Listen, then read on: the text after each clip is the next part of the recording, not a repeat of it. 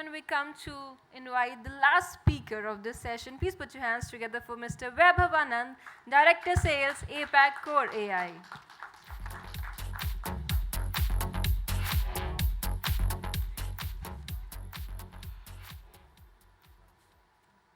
Good morning, respected dignitaries, guests, colleagues, and friends. Uh, I would just say that I'm beyond thrilled to hear from all these respected dignitaries about the way India is progressing in terms of digital movement or digital revolution, as we call it. And I'll not take a lot of time, but I'll try to conclude, what all these speakers have actually said, and it eventually brings us to an edge of where we can actually start the entire day's discussions today. So, starting with Lieutenant General Vinod sir, you made a very valid point that there needs to be a balance between growth and technology.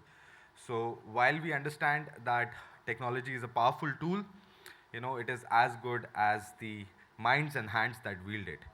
And yes, I think there has to be measures in terms of taking the whole initiative with much more responsibility. I come from the world of artificial intelligence. Now, of course, there has been a lot of buzzword around artificial intelligence, and I like to start off with a bad joke here, where I like to ask you, what is the absolute opposite of artificial intelligence? Anyone? Well, natural stupidity. But jokes apart, jokes apart, what we try to thrive through artificial intelligence is to kind of make it much more accessible to citizens. And I think when we started working with the government back in 2018-19, we realized one of the biggest divides is that government is doing a lot of initiatives, they're taking a lot of steps, but somehow they do not have means and modes to communicate because of, let's say, bottlenecks or the entangled processes that we have altogether. And I mean, I heard Ajitab sir when he took mention of technology fallacy, and luckily I happened to read some snippets of that book, and it says that getting information from internet is just like taking a drink from a hydrant. So yes, we got to be responsible, and eventually through artificial intelligence, what we have tried to do is build roadmaps for the government as well as for the citizens, where they can avail services like knowing about the electricity bills, knowing about their water usage, or raising grievances and complaints. I remember talking to one of the senior leaders in the Ministry of Rural Development, and he gave me a problem statement saying that in the remote areas of Madhya Pradesh, there is a citizen who's, let's say, a senior citizen at the age of 60, 65 years, for that matter of fact.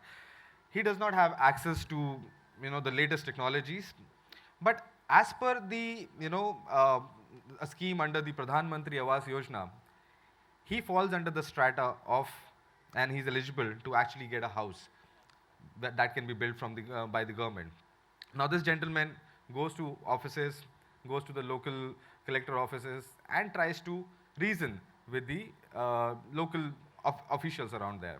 Obviously, with the lack of resources, the lack of access to information, and also, let's say, illiteracy being an icing on the cake for them, and on the miseries, rather, I would say, really, takes them away from all the opportunities that they can avail from this.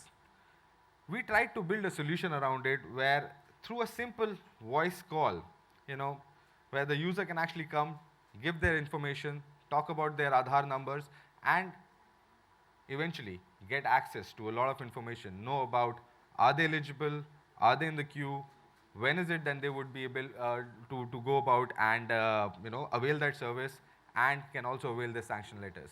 A simple tool that can actually empower a lot of citizens, and also, whilst we do that, make the government accountable that each and every citizen to an extent is taken care of. We spoke to a lot of officials in the police and anti-corruption as well, where some of the officials wanted to understand where is the corruption, at what level can we identify corruption. So we built a very simple tool for them where any citizen who's getting harassed can actually take a video or a photograph and post it on WhatsApp with certain details. So these are the conversational tools through simple conversations where we've kind of brought the grassroots level problems on to the reality on the surface of blue moon thinking, as we call it, and eventually yes, really able to help a lot of people around there. I'll also talk about a very simple use case. In India, let's say at the age of 60, 65, senior citizens, most of their children leave them for better prospects, and go to different countries or different cities. A lot of them face a lot of issues with respect to getting their cylinders, gas cylinders. And this is one of the problems that we solve for Bharat Petroleum, where now senior citizens can actually come on WhatsApp, place an order or a renewal request of their gas cylinders, and those gets delivered to them in mere 24 hours. And some of the largest users of that use case are senior citizens. So looking at problems, so this is where artificial intelligence can actually take form of water, and in terms of you put it in a glass, you put it in a cup, it can take that kind of a shape. I'll also like to quote again Mr. Ajitab sir when you said, there are a lot of tech companies who actually come and say that I have a solution. Do you have a problem? I think the need of the hour is to be obsessed with the problem, and solutions will eventually follow. And that's where the crux of core AI is, wherein we identify, we are obsessed with new and new problems that eventually come up. And I'll talk more about it when I get my session. And in fact, I'll be speaking about 5 more minutes. But I also want to quote Mr. Abhishek. I think he's not here right now. I don't know if artificial intelligence is going to take away jobs, but I'm sure Abhishek sir's department is definitely taking a lot of jobs. Because I think the initiative of Bhashini, and I think even Amod sir spoke about digital divide. India is a land of diversity. There's so many languages, and of course every 500 kilometers there is a dialect that changes. How do you bridge that? While there is a lot of access, there's a lot of opportunity if you have access. Look at the people who do not have the access. Is there something that we can do about it? So I think Bhashini is one of those initiatives through artificial intelligence where you can give voice inputs and get simple questions answered. Today, as I said, starting with what I started with, government is doing a lot of things, but are there means and modes by which they can communicate? And that's where conversational AI, generative AI, and artificial intelligence come into play. I'll leave you with that thought, and I'll see you guys again in some time.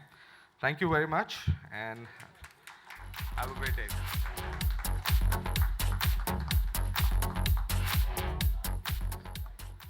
Thank you so much, sir. And with that, ladies and gentlemen, we come to the end of this session. But obviously, we would like to thank all the wonderful speakers for sharing all the wonderful knowledge. एक बार जोरदार तालियां हो जाए. Everybody, come on, put your hands together for all the wonderful speakers. And with that, I would like to request Ms. Tanya Chiku to please step on the stage and felicitate all of them. I'd like to thank Mr. Vaibhav Anand, ladies and gentlemen. Come on, everybody.